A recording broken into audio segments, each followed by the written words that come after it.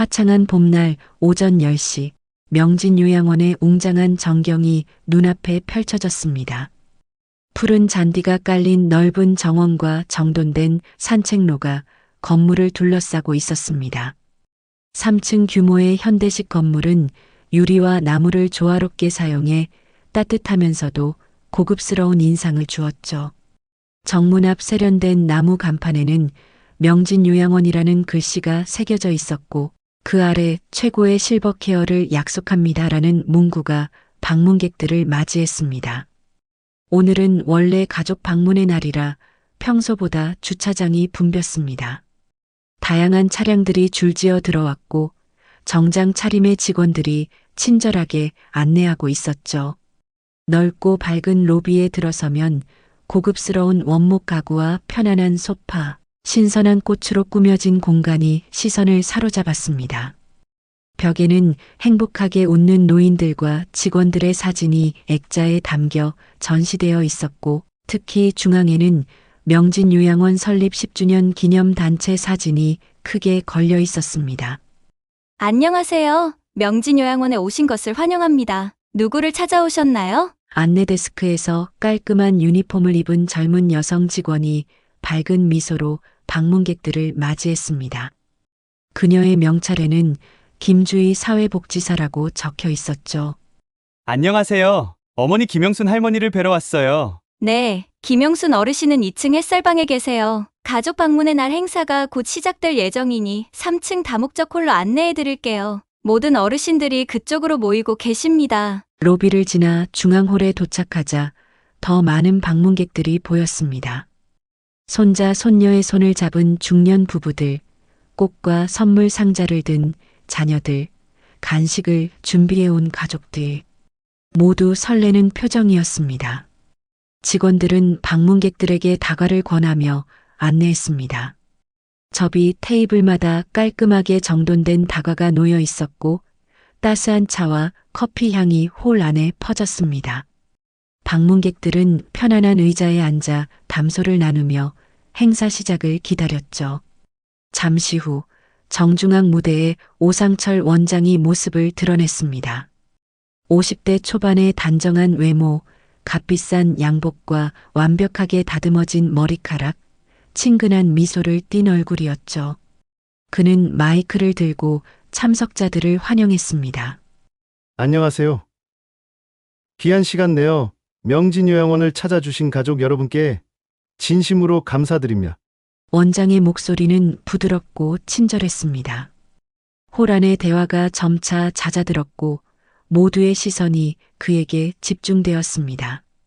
명진요양원은 단순한 거주 공간이 아닌 어르신들의 제2의 가정이 되기 위해 항상 노력하고 있습니다.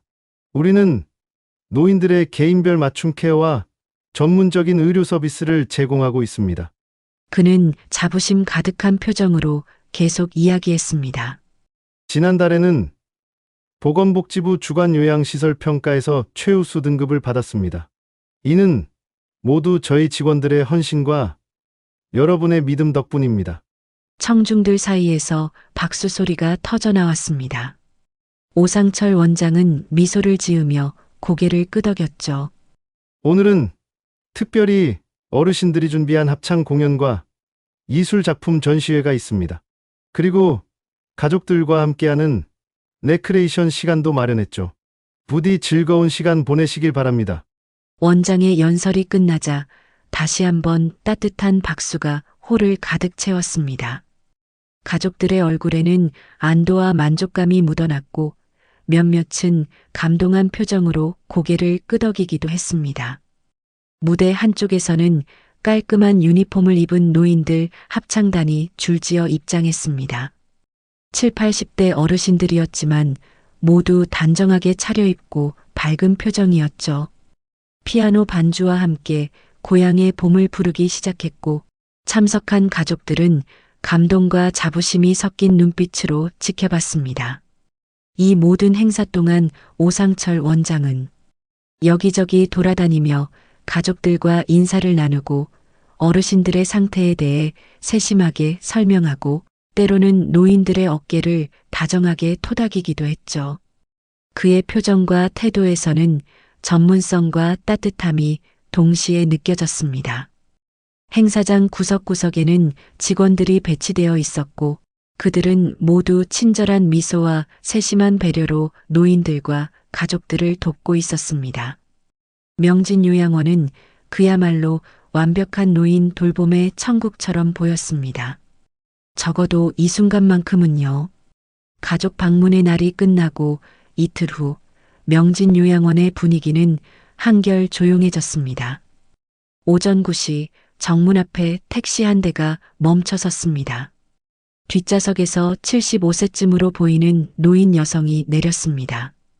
단정하게 빗어올린 은빛 머리카락, 소박하지만 깔끔한 옷차림, 그리고 낡았지만 정갈한 작은 캐리어 가방이 그녀의 전부였습니다. 여기가 맞나?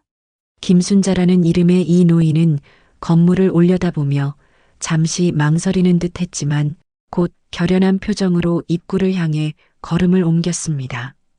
로비로 들어서자 안내 데스크의 직원이 그녀를 발견했습니다. 하지만 가족 방문 날의 친절한 미소는 보이지 않았죠. 안녕하세요. 무슨 일로 오셨나요? 직원의 목소리는 사무적이었습니다. 오늘 입소 예정인 김순자입니다. 순자 할머니의 차분한 목소리에 직원은 컴퓨터 화면을 살펴보았습니다. 오전 10시 예약이신데 일찍 오셨네요. 잠시만 기다려주세요. 직원은 마지못해 전화기를 들어 내선 번호를 눌렀습니다. 김 간호사님, 오늘 새 입소자분 오셨어요. 잠시 후 30대 중반의 간호사가 로비로 나타났습니다. 그녀의 명찰에는 김미영 간호부장이라고 적혀 있었습니다. 김순자 님이시죠? 저는 2층을 담당하는 김미영 간호부장입니다. 일찍 오셨네요. 원래는 오상철 원장님께서 입소 면담을 진행하시는데 지금은 회의 중이시라. 미영은 시계를 확인하며 말끝을 흐렸습니다. 괜찮습니다. 기다릴게요. 순자 할머니가 미소를 지으며 대답했지만 미영은 이미 서류 확인에 집중하고 있었습니다. 일단 서류 작업부터 진행할게요. 신분증과 건강보험증 좀 주시겠어요? 미영은 순자 할머니의 서류를 확인하며 기계적으로 정보를 입력했습니다. 이 과정에서 순자 할머니는 주변을 세심하게 살펴보고 있었습니다. 로비 구석에 앉아 있는 노인들의 무기력한 표정, 빠르게 지나가는 직원들의 냉정한 눈빛, 화려한 외관 뒤에 감춰진 미묘한 불편함까지도 놓치지 않았죠. 여기 보시면 기저귀 교체나 목욕 서비스는 추가 비용이 발생합니다. 보호자분이 납부해 주셔야 하는데 연락처가 제가 직접 부담할 겁니다. 따로 보호자는 없어요. 순자 할머니의 말에 미영의 표정이 미세하게 변했습니다. 관심보다는 약간의 경계심이 묻어난 눈빛이었죠. 이전의 직업이 어떻게 되셨죠? 간호사로 일했었습니다. 은퇴한 지는 꽤 됐지만요. 아, 간호사셨군요. 미영의 목소리에 긴장감이 감돌았습니다. 그럼 우리 규칙에 대해 잘 이해하실 거예요. 여기서는 모든 규칙을 잘 따르셔야 합니다. 식사 시간, 약 복용 시간, 취침 시간이 정해져 있고 반드시 지키셔야 해요. 개인 외출도 사전 허가가 필요하고요. 순자 할머니는 고개를 끄덕이며 모든 설명을 듣고 있었지만 그녀의 눈빛은 단순히 순응하는 것이 아니라 모든 것을 기억하고 분석하는 듯 했습니다. 이제 방을 배정해 드릴게요. 2인실인데 이영철 할아버지와 함께 쓰시게 됩니다. 2인실이요? 남자분과요?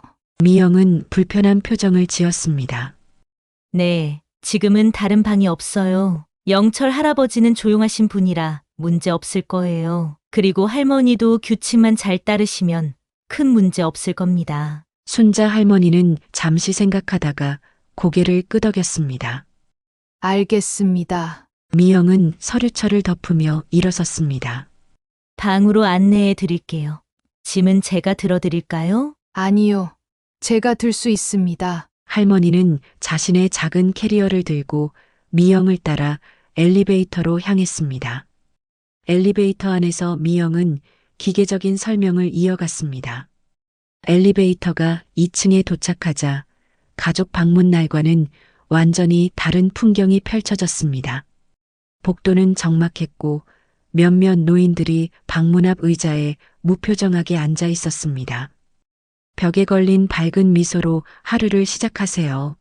라는 표어가 오히려 이질적으로 느껴졌습니다. 208호실 앞에 도착하자 미영이 노크도 없이 문을 열었습니다. 영철 할아버지, 새로운 룸메이트 오셨어요. 방 안에는 80세쯤 되어 보이는 남성이 창가 쪽 침대에 앉아 밖을 바라보고 있었습니다. 그는 천천히 고개를 돌려 순자 할머니를 바라보았습니다. 그의 눈빛은 무기력했지만 여전히 지성이 깃든 눈동자였습니다. 안녕하세요.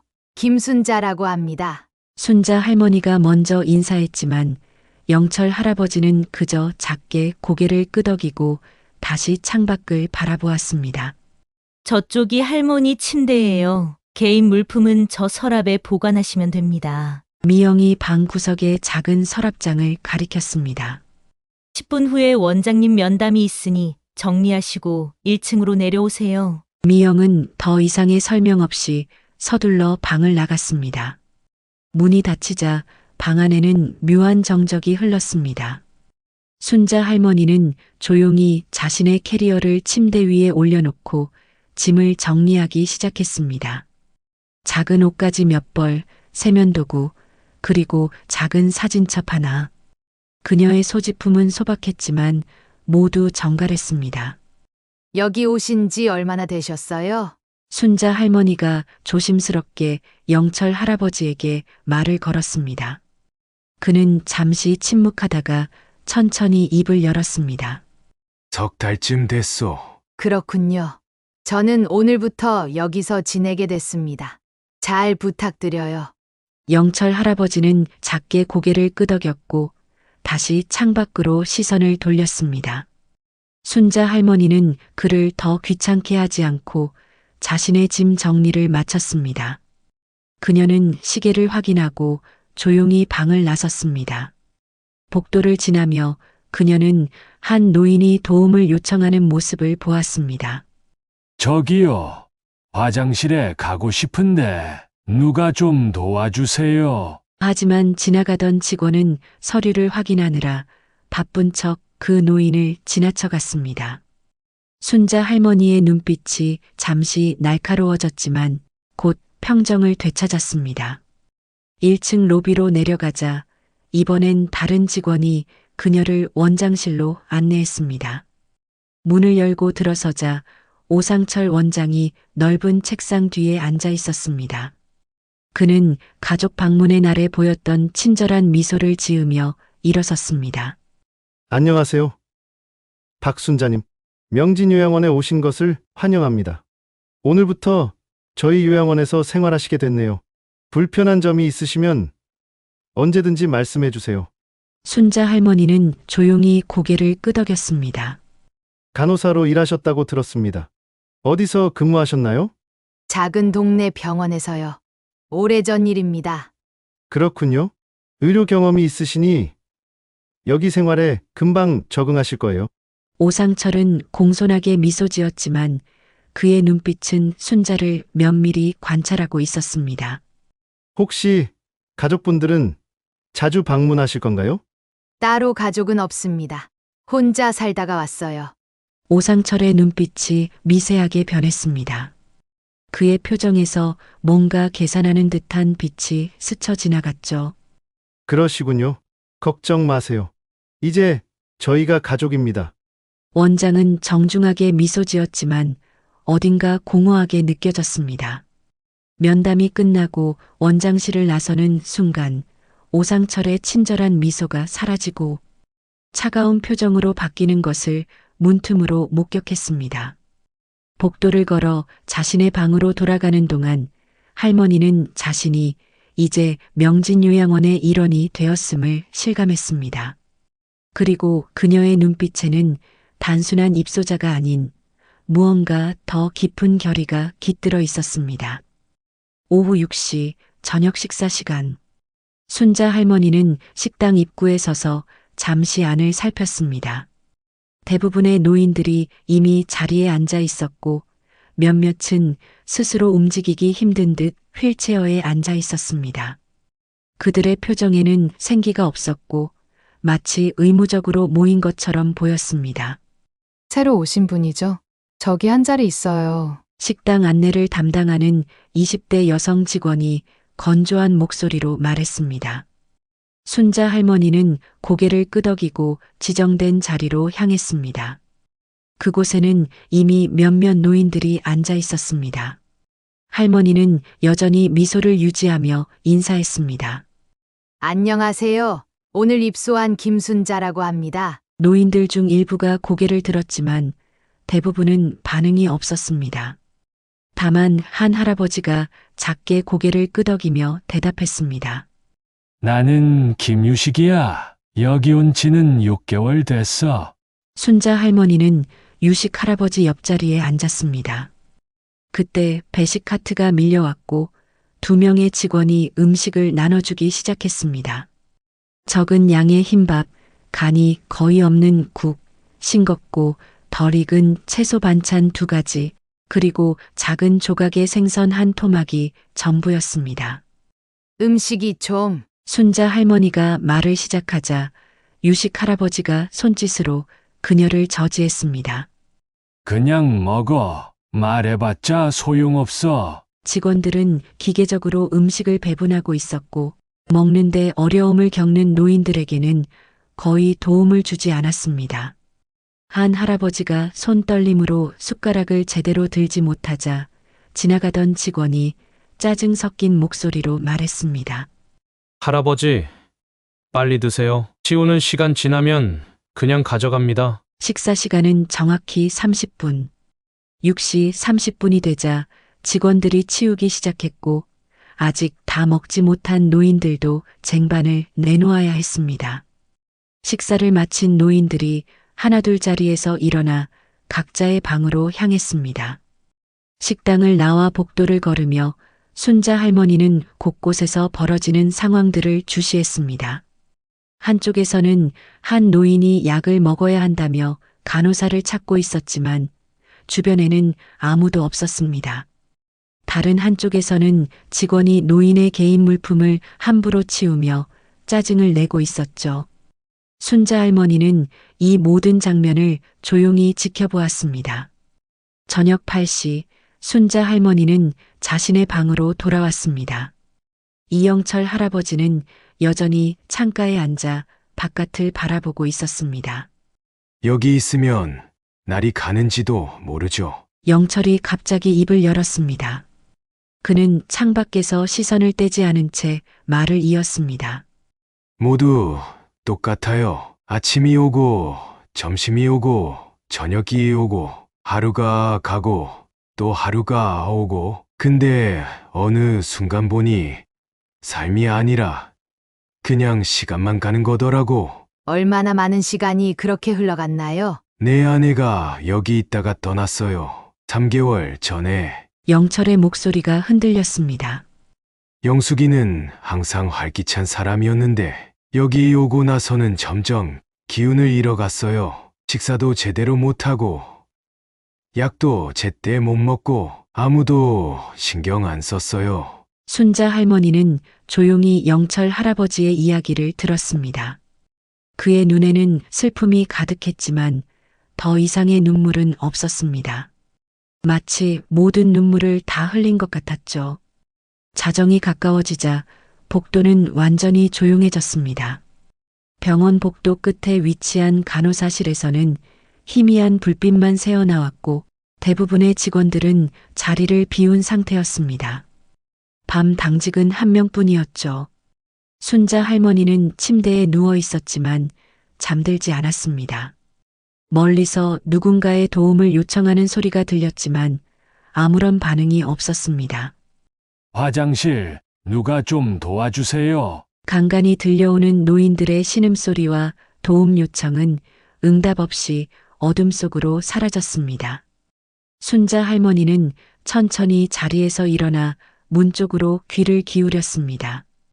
한참을 그렇게 있다가 그녀는 조용히 방을 나섰습니다.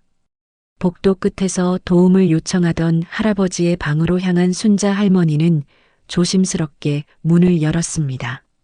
도움이 필요하신가요? 침대에 누워있던 할아버지가 놀란 눈으로 순자 할머니를 바라보았습니다. 화장실에 가고 싶은데 배를 눌러도 아무도 안 와요. 순자는 미소를 지으며 다가갔습니다. 제가 도와드릴게요. 간호사였거든요. 예전에. 그녀는 능숙하게 할아버지를 화장실로 데려갔습니다.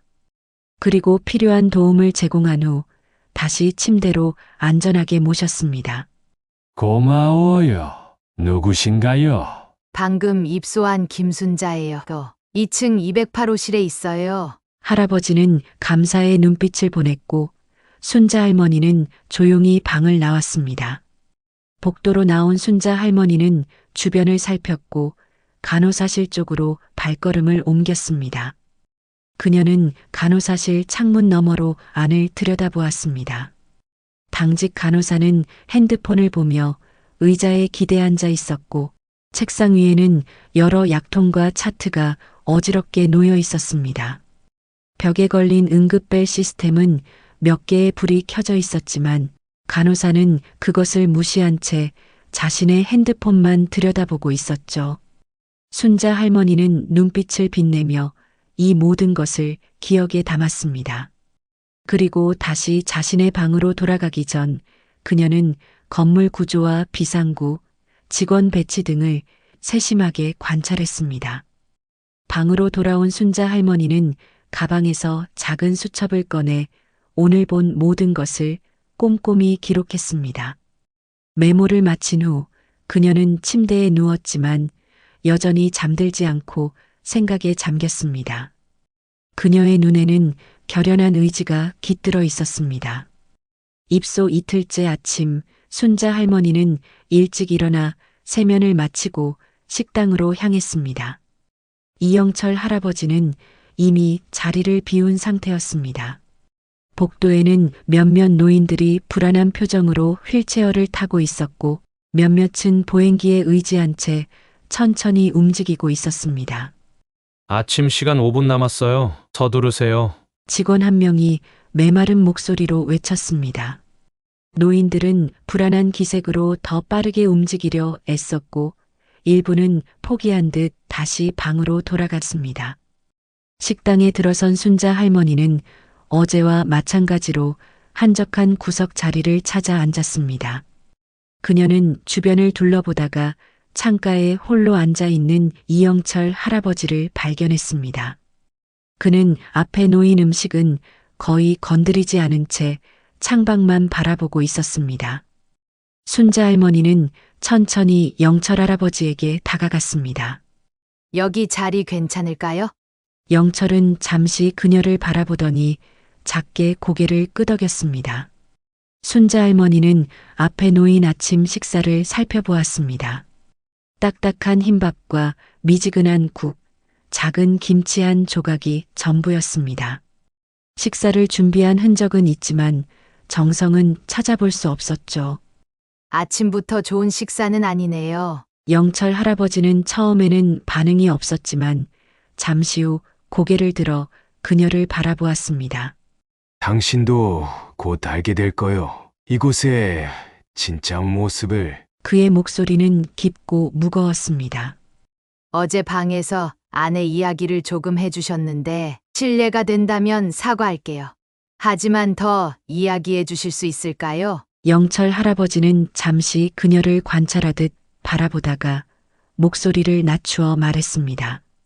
우리 영숙이는 항상 건강했어요. 70대 중반까지도 동네 장터에서 야채를 팔 정도로요. 그런데 뇌졸중으로 쓰러진 후 재활이 필요해져서 이곳에 오게 됐죠. 자식들도 그렇게 하길 원했고 저도 제 일 때문에 영숙이를 챙겨주지 못할 것 같아서 승낙했죠. 요양원에서 빨리 재활을 하고 건강이 회복되면 다시 같이 살 계획이었어요. 하지만 그 선택이 저를 평생 후회하게 만들었습니다. 처음에는 좋아 보였어요. 가족 방문 날에는 다들 친절하고 시설도 깨끗했으니까요. 하지만 영철 할아버지는 잠시 말을 멈추고 주변을 살폈습니다. 직원들이 가까이 있는지 확인한 후 더 낮은 목소리로 계속했습니다. 점점 변해갔어요. 영숙이는 재활 운동을 제때 받지 못했고 약도 가끔 건너뛰었대요. 식사 시간에는 도움이 필요했는데 아무도 신경 쓰지 않았고 그의 손이 테이블 위에서 미세하게 떨렸습니다. 처음에는 불만을 이야기했죠. 그랬더니 직원들이 그녀를 더 소외시켰어요. 문제 환자라고 낙인 찍혀서 결국 영숙이는 말수가 줄어들고 식사도 거부하기 시작했어요. 우울증이 심해진 거죠. 순자 할머니의 눈에 깊은 공감이 깃들었습니다. 제가 자주 면회를 왔지만 면회 시간은 짧고 제한적이었어요. 그리고 제가 오면 갑자기 모든 것이 완벽해지곤 했죠. 영숙이의 건강은 악화돼서 말도 제대로 못했지만 눈빛을 보면 알 수 있었어요. 무슨 일이 벌어지고 있는지. 영철의 목소리가 흔들렸습니다. 그는 잠시 말을 멈추고 깊은 숨을 들이마셨습니다. 어느 날 전화가 왔어요. 영숙이가 갑자기 상태가 악화되어 병원으로 옮겼다고요. 서둘러 병원에 도착했지만 이미 늦었어요. 순자 할머니는 조용히 손을 뻗어 영철 할아버지의 떨리는 손을 살짝 감쌌습니다. 의사는 영양실조와 탈수 증상이 있었다고 했어요. 어떻게 이런 일이 매달 적지 않은 돈을 내는 이곳에서. 영철의 눈에는 분노와 슬픔 그리고 죄책감이 뒤섞여 있었습니다. 그래서 저도 이곳에 들어왔어요. 영숙이가 어떤 일을 겪었는지 직접 확인하고 싶었거든요. 그리고 아마도 마지막까지 이곳에서 지냈으니 그녀의 흔적을 느끼고 싶었던 것 같기도 해요. 순자 할머니는 고개를 끄덕이며 진심 어린 위로의 눈빛을 보냈습니다. 제가 여기 온 지 석 달이 됐는데 보고 들은 것들이 너무 많아요. 사람들은 여기서 점점 시들어가요. 가족들은 모르죠. 그들이 오는 날은 모든 게 완벽하니까. 영철은 주변을 다시 한번 살피고 목소리를 더 낮췄습니다. 직원들은 최소한의 일만 해요. 기본적인 케어조차 제대로 이루어지지 않죠. 순자는 조용히 들으며 모든 정보를 기억에 담았습니다. 하지만 대부분의 노인들은 말하기를 두려워해요. 직원들의 보복이 두렵거나 가족들에게 짐이 될까봐. 그래서 그냥 참고 있죠. 왜 이런 일이 계속되는 걸까요? 순자 할머니가 물었습니다. 돈이죠. 모든 건 돈이에요. 최소한의 인력으로 최대한의 입소자를 받아요. 식비를 줄이고 약품을 아끼고 그러면서도 가족들에게는 최고의 서비스를 제공한다고 홍보하죠. 영철은 잠시 생각에 잠기다가 다시 말을 이었습니다. 오상철 원장과 김미영 간호부장이 가장 문제예요. 그들은 마치 짜고 치는 고스톱처럼 움직여요. 원장은 겉으로만 친절하고 간호부장은 직원들을 철저히 통제해요. 누구든 문제를 제기하면 곧바로 해고되죠. 순자 할머니는 고개를 끄덕이며 슬쩍 주변을 살폈습니다.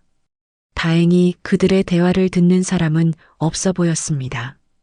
왜 이런 이야기를 저에게 하시는 거죠? 영철은 처음으로 미소를 지었습니다. 비록 쓸쓸한 미소였지만 그의 눈에는 작은 희망의 빛이 깃들어 있었습니다. 당신의 눈빛이요. 다른 노인들과 달라요. 무언가 목적이 있는 것 같았어요. 그리고 어디서 본 적이 있는 것 같은 친근한 느낌이 듭니다. 순자 할머니는 잠시 놀란 기색을 보였지만 곧 평정을 되찾았습니다. 조심하세요. 이곳은 겉보기와 달라요. 특히 간호부장은 매우 위험한 인물이에요. 순자 할머니는 고개를 끄덕였습니다. 고맙습니다. 조심할게요. 그때 식당 입구에서 김미영 간호부장의 모습이 보였습니다. 그녀는 차가운 눈빛으로 식당을 훑어보며 걸어 들어왔고 순자와 영철이 함께 앉아 있는 것을 발견했습니다. 아침 식사 시간이 거의 끝났어요. 빨리 드시고 정리하세요. 그녀의 목소리는 딱딱했고 특히 순자 할머니는 향한 시선에는 의심의 빛이 깃들어 있었습니다. 네, 곧 마치겠습니다. 순자 할머니가 공손하게 대답했지만 간호부장은 여전히 의심스러운 표정으로 그들을 바라보았습니다. 오늘부터 재활 프로그램이 있으니 참석하세요. 9시부터 3층 재활실에서요. 그녀는 마지막으로 한 번 더 그들을 살핀 후 다른 테이블로 향했습니다. 조심해요. 우리가 대화하는 것을 봤어요. 영철이 낮은 목소리로 경고했습니다. 걱정 마세요. 전 그저 새로운 노인일 뿐이니까요. 순자 할머니는 미소를 지으며 대답했지만 그녀의 눈빛은 이미 계획을 세우고 있었습니다.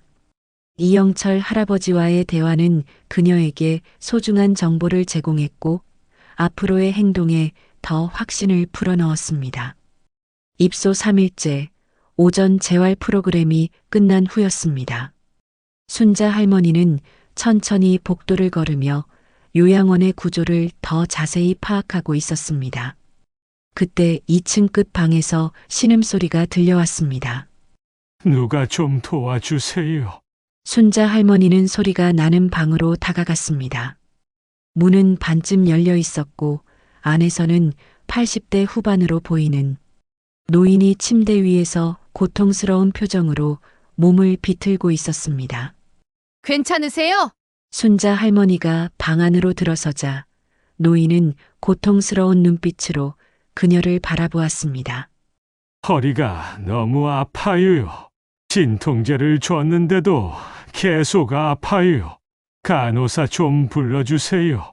그의 이마에는 식은땀이 맺혀 있었고 얼굴은 창백했으며 호흡도 불규칙했습니다. 간호사 경험이 있는 순자 할머니는 이것이 단순한 통증이 아님을 직감했습니다. 성함이 어떻게 되세요? 정병국입니다. 순자 할머니는 신속하게 병국의 손목을 잡아 맥박을 확인했습니다. 맥박이 빠르고 불규칙했습니다.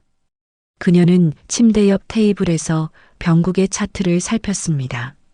오전 8시에 진통제를 드셨네요. 통증이 어떤 종류인지 설명해 주실 수 있나요? 칼로 찌르는 것 같아요.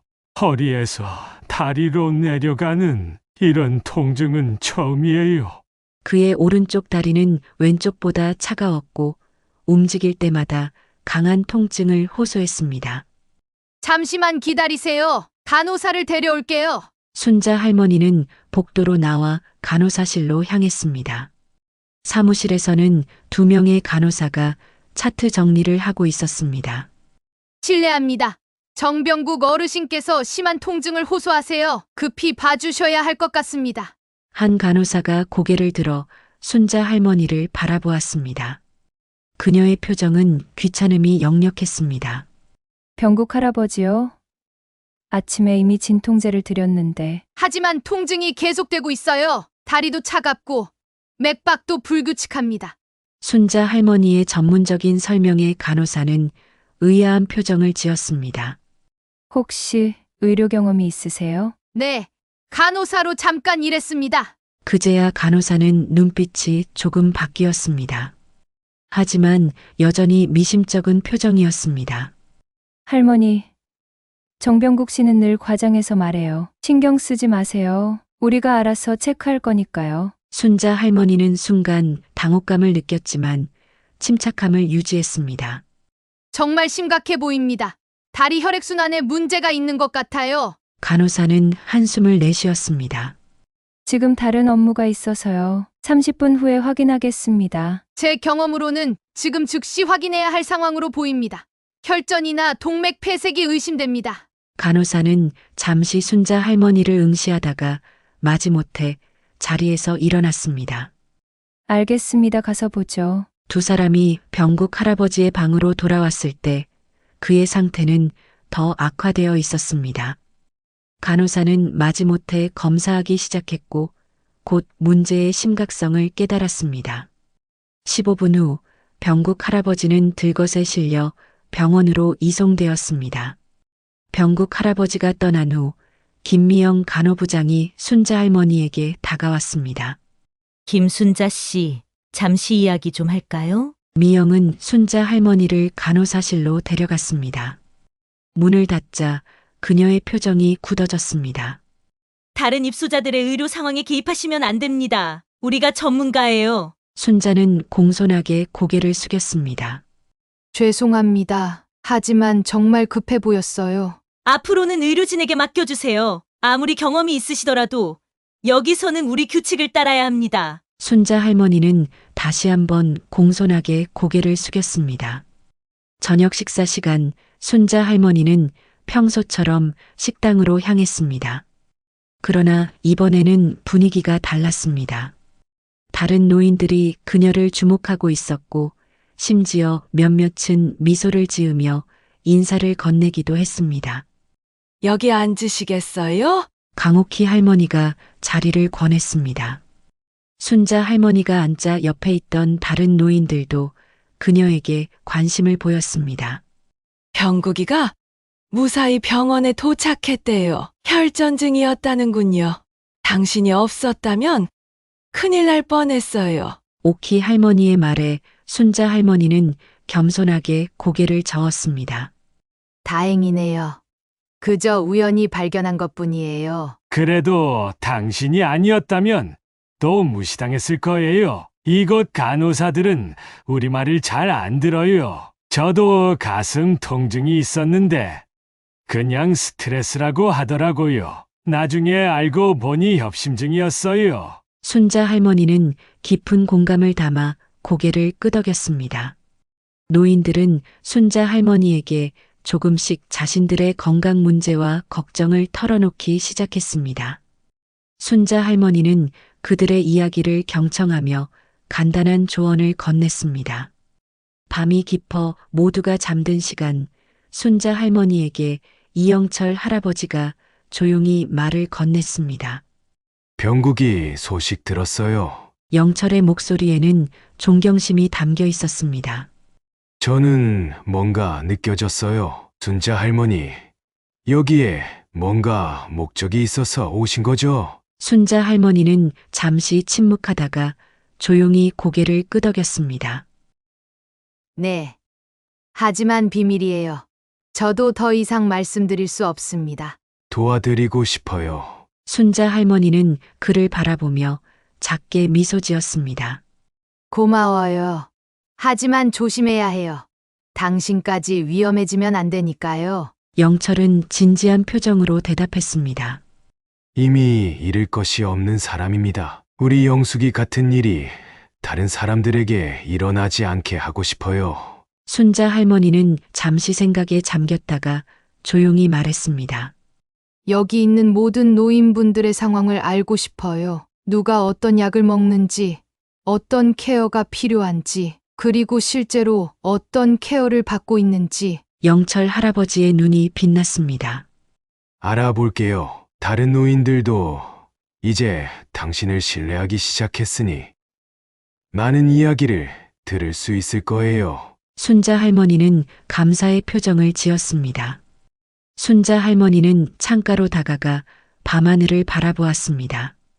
그녀의 눈에는 결연한 의지가 깃들어 있었습니다. 이제 첫 번째 단계가 시작된 것입니다. 정병국 할아버지의 사건 이후 일주일이 흘렀습니다. 순자 할머니는 요양원 생활에 겉으로는 적응한 듯 보였지만 그녀의 눈은 끊임없이 주변의 모든 상황을 관찰하고 있었습니다. 영철 할아버지는 그녀의 든든한 조력자가 되어 다른 노인들의 이야기를 전해주거나 필요한 정보를 모아주었습니다. 새벽 4시 순자 할머니는 작은 손전등을 켜고 침대 밑에서 꺼낸 작은 노트에 기록을 하고 있었습니다.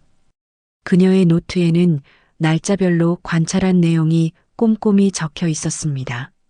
4월 17일 215호 김만수 할아버지 당뇨약 복용 시간 4시간 지연. 혈당 체크 없이 투약. 4월 18일 207호 윤정자 할머니 4시간 동안 기저귀 교체 안 됨. 결과 회음부 발적. 4월 19일 220호 박상철 할아버지 식사 보조 인력 부족으로 점심 거의 못 드심. 저녁까지 굶게 됨. 그렇게 며칠이 지난 어느 날 밤이었습니다. 요양원이 고요해졌을 때 순자 할머니에게 영철 할아버지가 조용히 말을 건넸습니다. 오늘 무슨 일이 있었나요? 그의 질문에 순자 할머니는 깊은 한숨을 내쉬었습니다. 너무 많은 문제가 있어요. 욕창 관리 소홀, 약물 투여 시간 미준수, 재활치료, 시간 축소 후 허위 기록. 영철 할아버지는 깊이 고개를 끄덕였습니다. 우리 영숙이도 그런 일을 겪었을 거예요. 순자 할머니는 결연한 표정으로 말했습니다. 이제 행동해야 할 때가 온 것 같아요. 하지만 마지막으로 더 확실한 증거가 필요해요. 영철 할아버지는 조심스럽게 작은 메모지를 건넸습니다. 이것 봐요. 3층 간호사실 옆 작은 창고에 약품 재고와 기록이 있다고 해요. 밤 당직은 보통 12시에 순찰을 돌고 새벽 2시에 다시 순찰을 해요. 이곳에서 기록을 확인하면 결정적인 증거를 잡을 수 있을 겁니다. 순자 할머니는 메모지를 받아 읽고 조심스럽게 불로 태워버렸습니다. 고마워요, 영철 할아버지. 하지만 당신은 더 위험한 일에 휘말리지 않는 게 좋겠어요. 영철 할아버지는 단호하게 고개를 저었습니다. 이미 같은 배를 탄 사람들이에요. 내가 할 수 있는 일이라면 뭐든지 돕겠습니다. 순자 할머니는 감사의 눈빛을 보냈습니다. 그녀는 침대 밑에서 작은 디지털 카메라를 꺼냈습니다. 이것으로 증거를 모을 거예요. 내일 밤에 행동할 거예요. 그때까지 들키지 않게 평소처럼 행동해 주세요. 영철 할아버지는 비장한 표정으로 고개를 끄덕였습니다. 다음 날 날씨가 갑자기 추워진 어느 오후였습니다. 순자 할머니는 2층 휴게실에서 뜨개질을 하고 있었습니다. 휴게실에 앉아있던 한 할머니가 한숨을 쉬며 말했습니다. 요즘 더 추워진 것 같아요. 작년엔 이렇게 추운 날에도 따뜻했는데. 다른 할머니도 동의했습니다. 순자 할머니는 고개를 끄덕이며 그들의 말에 귀를 기울였습니다. 그때 3층으로 향하는 계단에서 목소리가 들려왔습니다. 원장과 간호부장의 목소리였습니다. 순자 할머니는 뜨개질을 계속하는 척하며 천천히 계단 쪽으로 자리를 옮겼습니다. 그곳에서 그녀는 3층 사무실로 올라가는 오상철 원장과 박미영 간호부장의 대화를 선명하게 들을 수 있었습니다. 이번 달 운영비 보고서 검토했습니다. 지출이 계속 늘고 있어요. 미영 부장의 목소리가 먼저 들렸습니다. 어떤 항목이 문제죠? 원장의 목소리는 차분했지만 날카로웠습니다. 인건비와 난방비, 그리고 식자재 비용이요. 특히 인건비가 가장 큰 문제입니다. 야간 간호사를 1명 더 고용해야 한다고 했잖아요. 그건 절대 안 됩니다. 원장의 목소리가 단호해졌습니다. 현재 직원으로 더 효율적으로 운영하세요. 필요하면 일부 입소자들을 퇴소시키는 것도 고려해봐야겠어요. 수익성이 낮은 환자들 위주로요. 순자 할머니는 그 말을 듣고 눈살을 찌푸렸습니다. 수익성이 낮은 환자라니 사람을 상품처럼 취급하는 그 말에 분노가 일었습니다. 하지만 그녀는 감정을 드러내지 않고 계속 귀를 기울였습니다. 그리고 난방은 어떻게든 줄여야 해요. 지금보다 2시간 더 줄이세요. 오전 10시에 켜서 오후 4시에 끄는 걸로요. 춥다는 불평은 무시하세요. 대부분 금방 잊어버리니까. 기억력이 좋지 않은 분들이 많잖아요. 두 사람의 웃음소리가 계단을 타고 내려왔습니다. 순자 할머니는 분노의 감정을 억누르고 그 모든 내용을 기록했습니다. 그리고 이곳에서의 일을 더욱 빨리 끝내야겠다고 다짐했습니다. 그날 밤 시계는 자정을 가리키고 있었습니다. 요양원의 모든 불이 꺼지고 복도에는 희미한 비상등만이 켜져 있었습니다. 대부분의 노인들은 이미 잠들었고 3층 간호사실에는 밤 당직 간호사 1명만이 근무 중이었습니다. 순자 할머니는 침대에서 조용히 일어났습니다. 그녀는 침대 밑에서 작은 가방을 꺼냈습니다. 안에는 작은 디지털 카메라, 손전등, 메모장이 들어 있었습니다. 순자 할머니는 조심스럽게 문을 열고 복도로 나섰습니다. 복도는 고요했고 멀리서 누군가의 코 고는 소리만 희미하게 들렸습니다. 그녀는 부드러운 발걸음으로 3층으로 향하는 계단으로 이동했습니다. 3층은 요양원의 관리 구역이었습니다. 간호사실, 약품 보관실, 원장실, 그리고 서류 보관실이 모여 있는 곳이었죠. 순자 할머니는 먼저 간호사실 쪽을 살폈습니다. 문틈으로 들여다보니 당직 간호사가 스마트폰을 보며 졸고 있었습니다. 그녀는 조용히 약품 보관실로 향했습니다. 그리고 그녀는 그날 저녁 약품 보관실에 있는 부정 근거들을 하나하나 수집했습니다. 다음 날 아침 순자 할머니는 평소와 같이 일어나 아침 식사를 하러 갔습니다. 하지만 분위기가 달랐습니다. 직원들의 시선이 그녀를 따라다니는 것이 느껴졌고 특히 미영 간호부장은 그녀를 계속 주시하고 있었습니다. 아침 식사 후 순자 할머니가 방으로 돌아왔을 때 그녀는 방이 누군가에 의해 뒤져졌다는 것을 즉시 알아차렸습니다. 미세하게 위치가 바뀐 물건들, 약간 열려있는 서랍. 그녀는 이런 작은 변화들을 놓치지 않았습니다.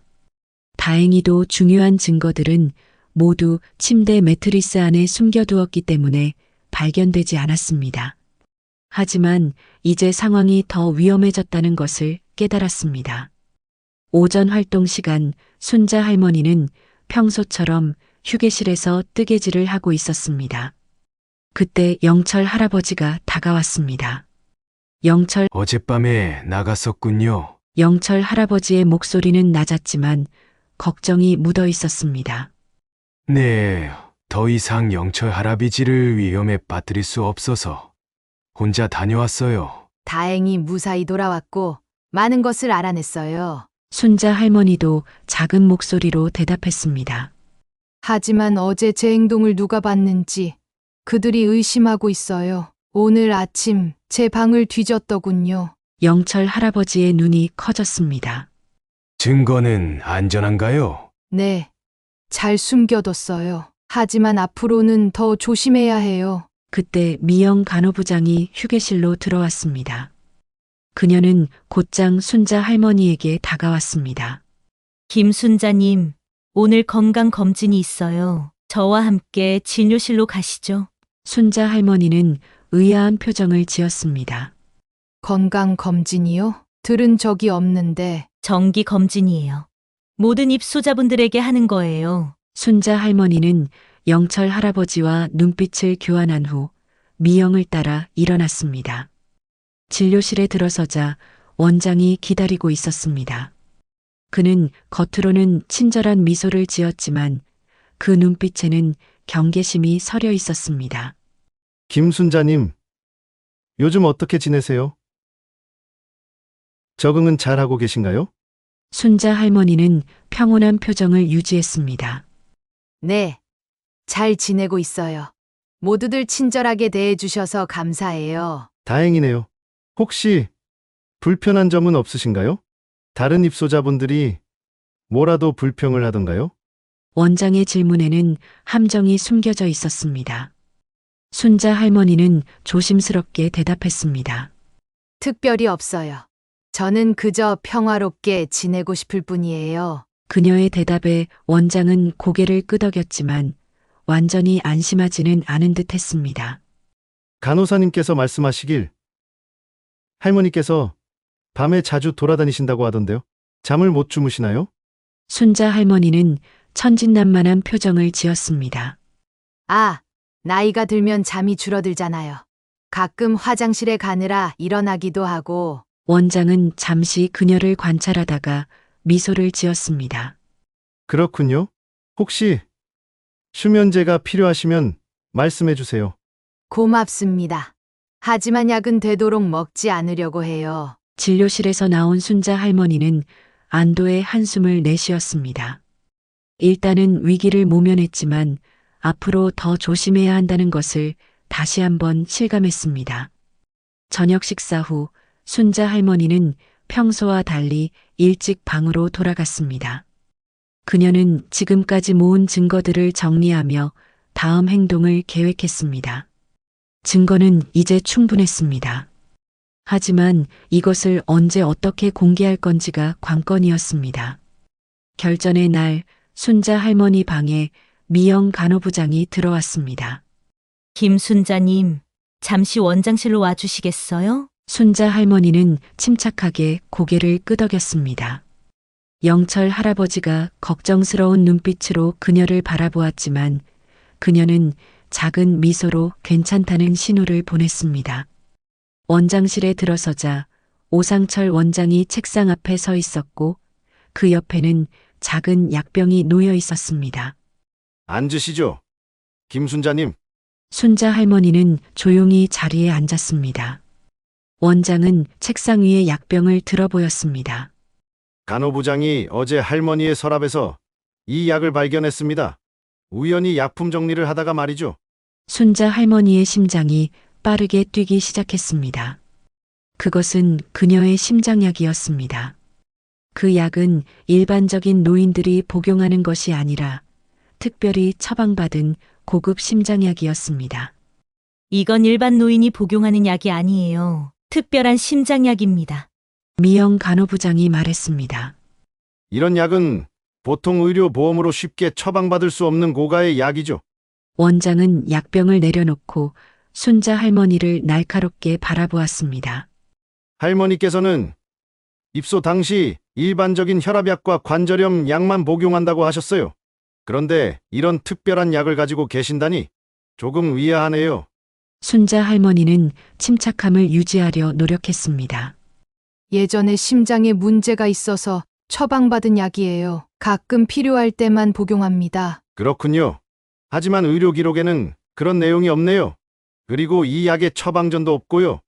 원장의 목소리에는 의심이 가득했습니다. 그는 서랍에서 다른 종이를 꺼냈습니다. 그리고 저희가 할머니의 이전 기록을 조사해봤는데 이상한 점이 있더군요. 할머니께서 일하셨다는 동네 의원에 대한 기록이 없어요. 순자 할머니는 침묵을 지켰습니다. 할머니, 솔직히 말씀해 주세요. 정말 누구신가요? 왜 여기에 오셨나요? 원장의 질문은 직설적이었습니다. 순자 할머니는 잠시 생각한 후 대답했습니다. 그때 그녀의 눈빛이 미세하게 변했고 자세가 조금 더 당당해졌습니다. 제가 누구인지 알기 원하시나요? 순자 할머니의 목소리가 달라졌습니다. 그녀가 천천히 일어서자 미영 간호부장이 한 걸음 뒤로 물러섰습니다. 당신들이 무슨 짓을 했는지 이제 모두 알고 있어. 원장은 갑자기 당황한 기색을 보였습니다. 그는 이렇게 당당한 태도를 예상하지 못했던 것 같았습니다. 순자 할머니는 3개월 전에 있었던 일을 떠올립니다. 넓은 창문이 있는 고급스러운 사무실, 책상 앞에 앉아 있는 70대 초반의 우아한 여성, 김순자 이사장의 모습이 보입니다. 이사장님, 분기별 보고서 준비되었습니다.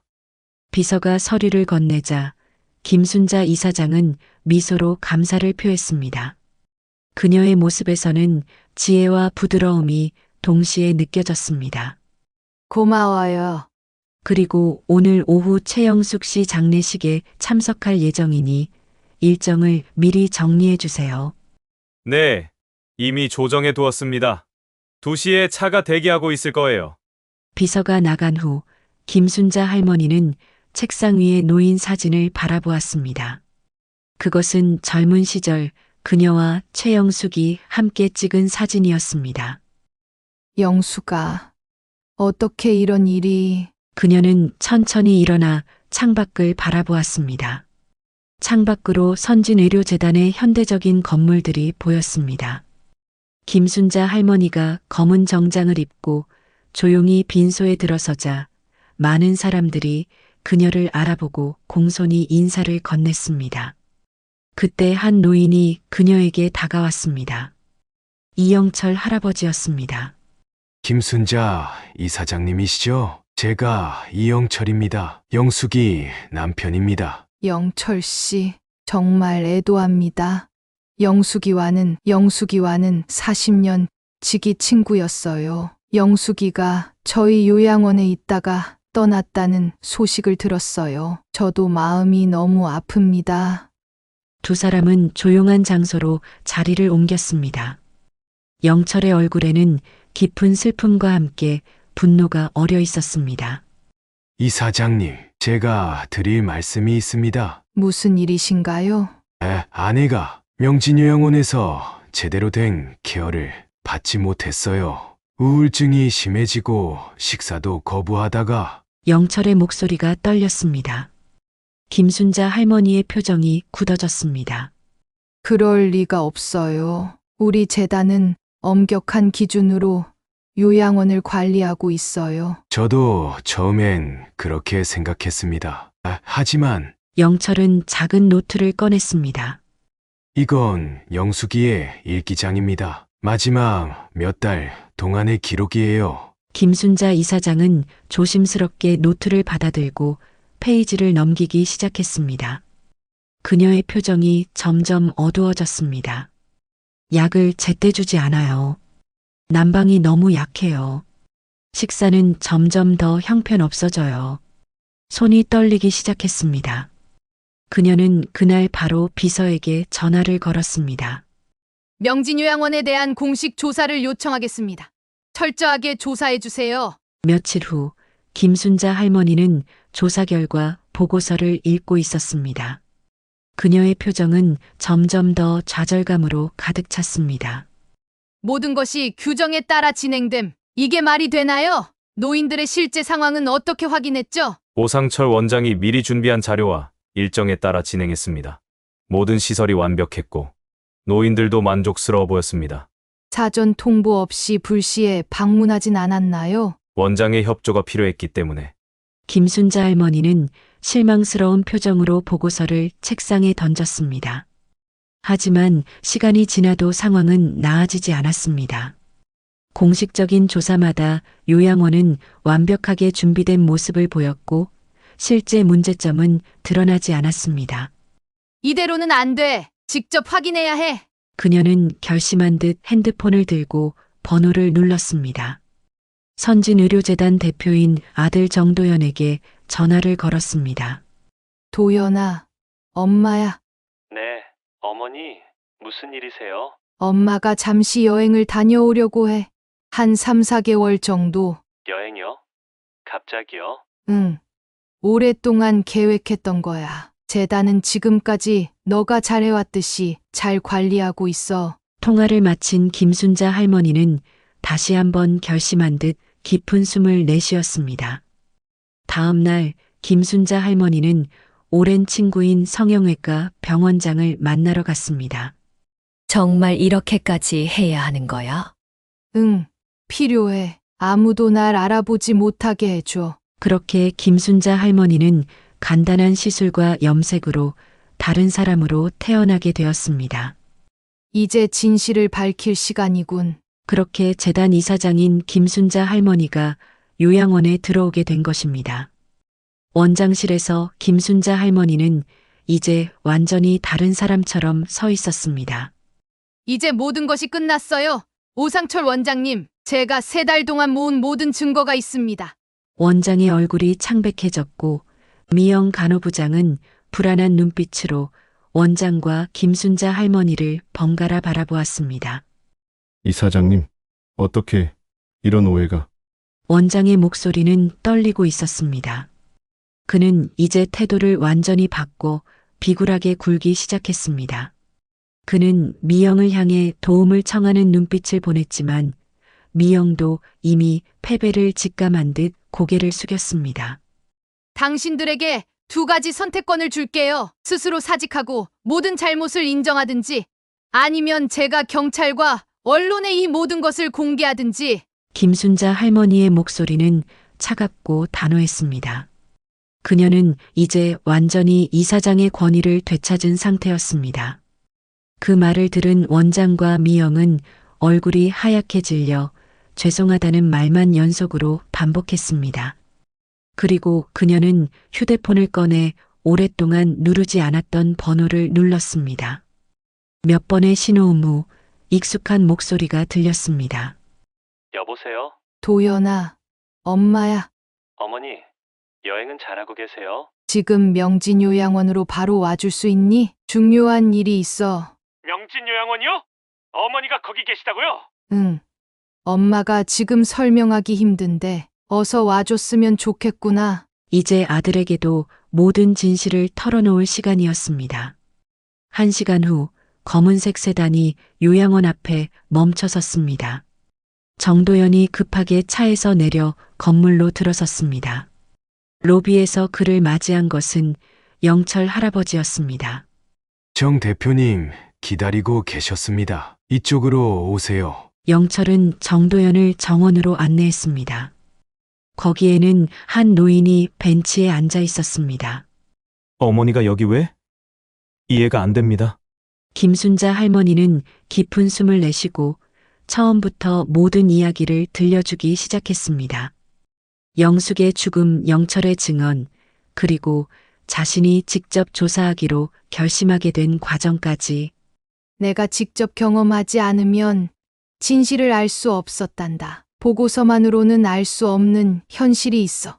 그녀는 자신이 3달 동안 모은 증거들에 대해 설명했습니다.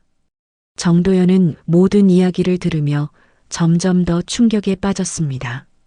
그의 얼굴에는 믿을 수 없다는 표정과 함께 안도감도 깃들어 있었습니다. 그렇군요.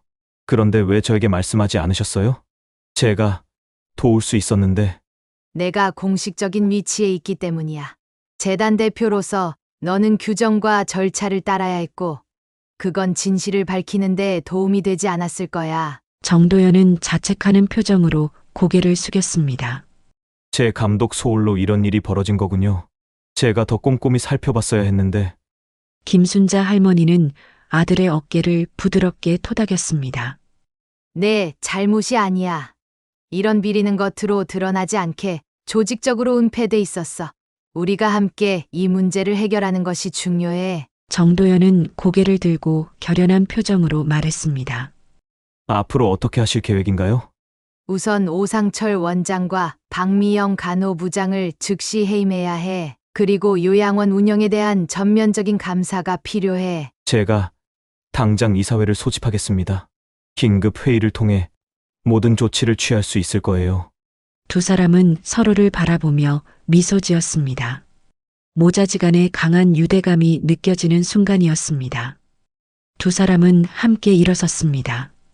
김순자 할머니는 영철 할아버지에게 미소를 보냈고 그도 답례로 고개를 끄덕였습니다.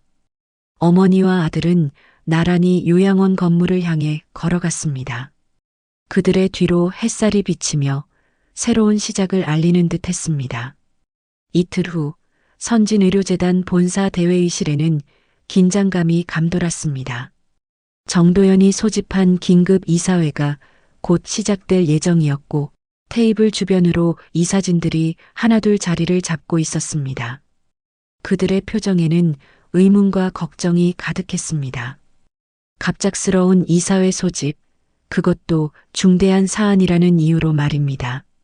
회의실 한편에는 오상철 원장과 박미영 간호부장이 굳은 표정으로 앉아 있었습니다.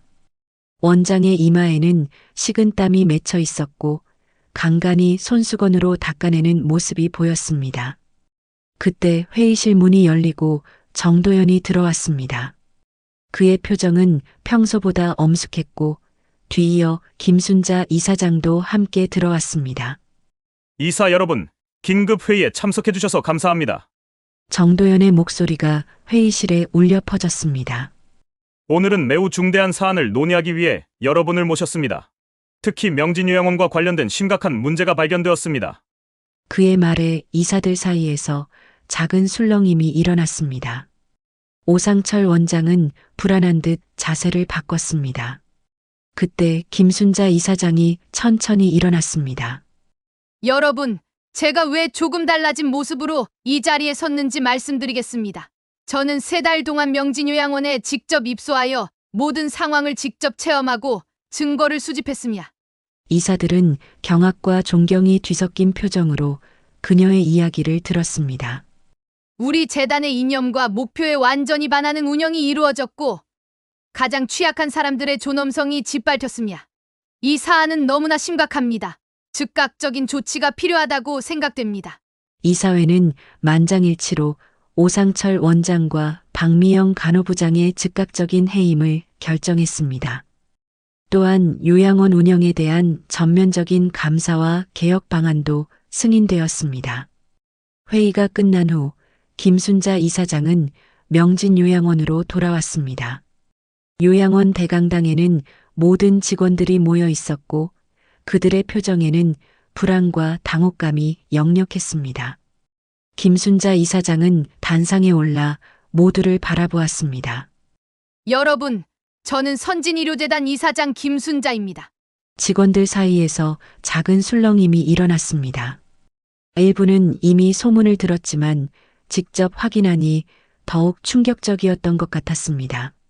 지난 3달 동안 저는 이 요양원에 입소해 있었습니다. 그 과정에서 많은 것을 보고 느꼈습니다.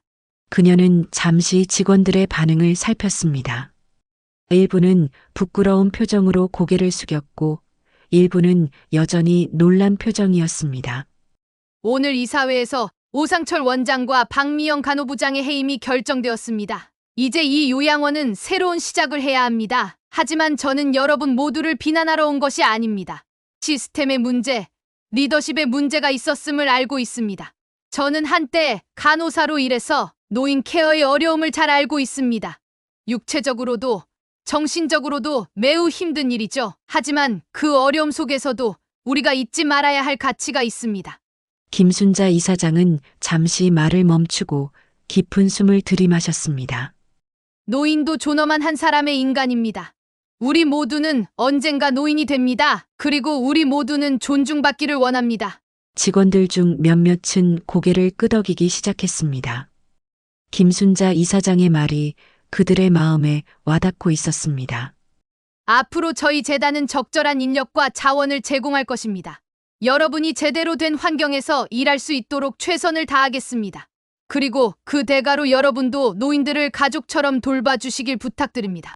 회의실은 조용했지만 그 침묵 속에서 뭔가가 변하고 있었습니다. 직원들의 눈빛이 달라지고 있었습니다. 꽃이 만개한 명진요양원 정원에서 햇살이 내리쬐는 어느 봄날. 오후 정원 곳곳에서는 노인들이 다양한 활동을 즐기고 있었습니다. 일부는 화단에 꽃을 심고 일부는 벤치에 앉아 책을 읽거나 대화를 나누고 있었습니다.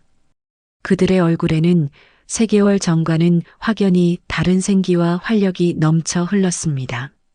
3개월이 지났군요. 많은 것이 달라졌어요. 영철 할아버지가 주변을 둘러보며 감탄했습니다. 그의 눈빛에는 만족감이 깃들어 있었습니다. 네, 정말 많이 달라졌어요. 김순자 이사장은 미소를 지으며 대답했습니다. 그녀도 지난 3개월 동안의 변화를 되돌아보고 있었습니다. 오상철 원장과 박미영 간호부장이 해임된 후 요양원은 전면적인 개혁을 시작했습니다. 새로 부임한 원장은 노인 케어 분야에서 오랜 경험과 진심을 가진 전문가였습니다. 그는 김순자 이사장의 비전을 충실히 이해하고 신속히 변화를 이끌어 나갔습니다. 옆에서 가만히 하늘을 바라보던 김영철 할아버지가 말했습니다. 고맙습니다. 김순자 이사장님. 이제 영숙이도 저도 편안히 눈을 감을 수 있겠어요. 김순자 이사장은 그 얘기를 들으며 가만히 미소 지었습니다. 이제 명진 요양원의 모든 노인들은 행복하게 살아갈 수 있을 겁니다.